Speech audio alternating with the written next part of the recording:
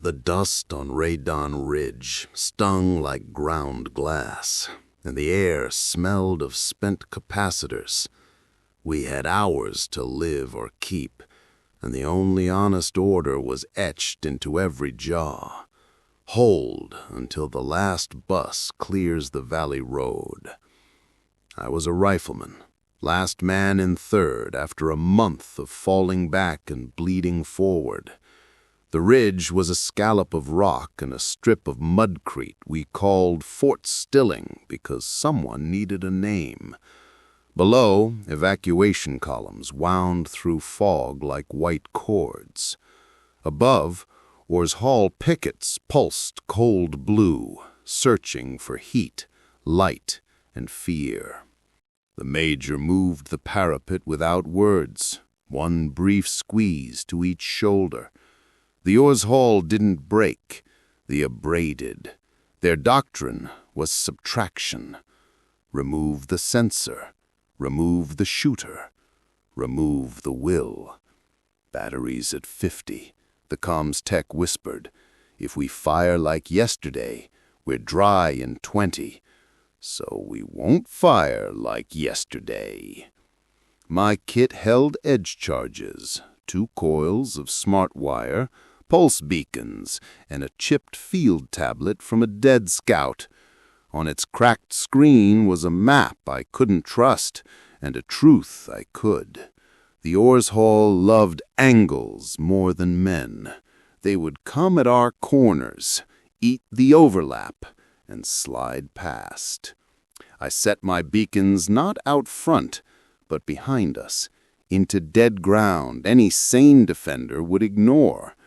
When they woke, they would talk like a forest of ghosts, hot enough to pull smart munitions and precise enough to confuse targeting for 3 minutes. The edge charges I seeded under our tower. The Orr's Hall adored symmetry. They'd take the highest thing on a field and make it theirs. Dawn crawled up the ridge. Silence held one breath. Then the valley broke into cold light. Skimmers came first, black wings folding as they fell in silent dropships. Our opening volley took 3 and turned them into steam and slag. The rest didn't stop. Fire by pairs, the major said. Short. Make them measure. Measure they did. Counter battery found our heavy turret in 7 seconds and erased it in 1. Kinetic needles threaded past sandbags and through 2 men I had shared coffee with. They were erasing the sum of us, 1 digit at a time. Then they went for the corner. I saw the sheen on their forward guards change as they drifted left. Angles, overlap, subtract. I hit the beacon switch. Down slope, the dead ground woke into a hot, whispering forest. Lasers flexed and turned, knives slipping off phantoms. One missile swerved toward nothing and blew a fist of dirt into the sky. Another fish-tailed into their own advance. For 3 minutes, we weren't the problem their math said we were. Now, I said, and the platoon moved because the word matched the ache in their teeth. We dropped into the ditch, climbed the outer face, and hit them while their doctrine blinked. A bayonet punched under a visor and a throat opened. Someone screamed just to tell the universe we were still animals. 2 riflemen went down beside me. I stepped over them because stepping anywhere else would have been a different betrayal. I shoved a pulse charge into a skimmer's intake, rolled away, felt heat turn the air to needles, and came up with a mouthful of dust and iron. They recovered fast. A wedge cut in and flowed up our tower with surgical grace. That was the symmetry I'd saved for.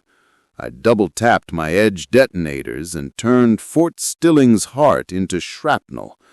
The tower knelt, burying 6 Orr's Hall, and carving a trench they couldn't ignore. The platoon cheered with the ragged voices of men who had run out of other songs. 2 minutes, the comms tech coughed. Convoy says 2 to the last bus.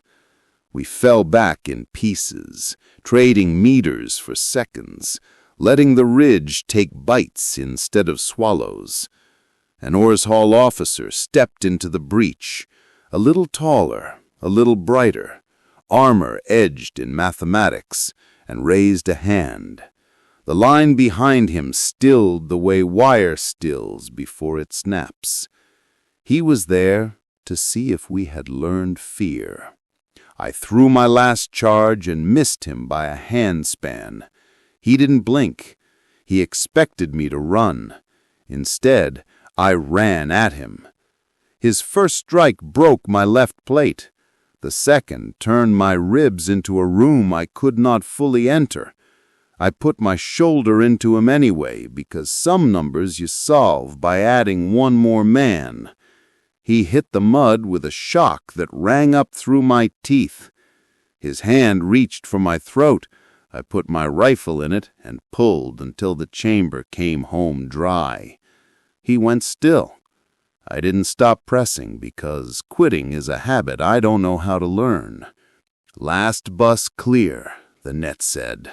The words came across the ridge like sunrise. The Ores Hall didn't rage. They stepped back, line by perfect line, and subtracted themselves from our world. Airframes lifted without noise. Fog returned to the valley as if drawn by a patient hand. I lay there with the officer's weight across my legs and counted holes in the sky. The major found me and levered one side of the armor away. "You're not pretty," he said. I wasn't recruited for pretty. "No," he said, a corner of his mouth bending like a man remembering how. "You were recruited for this." We held the ridge. The road stayed a road instead of becoming a grave. Behind the mountains, towns would wake tomorrow, not knowing the math we did here today. Good. Let them never know. Our pride is the quiet kind that keeps hands steady and lines from breaking. If the Ores Hall come again, and they will, we will measure them back 1 meter at a time until the numbers favor us, because that is what humans are, stubborn arithmetic with teeth.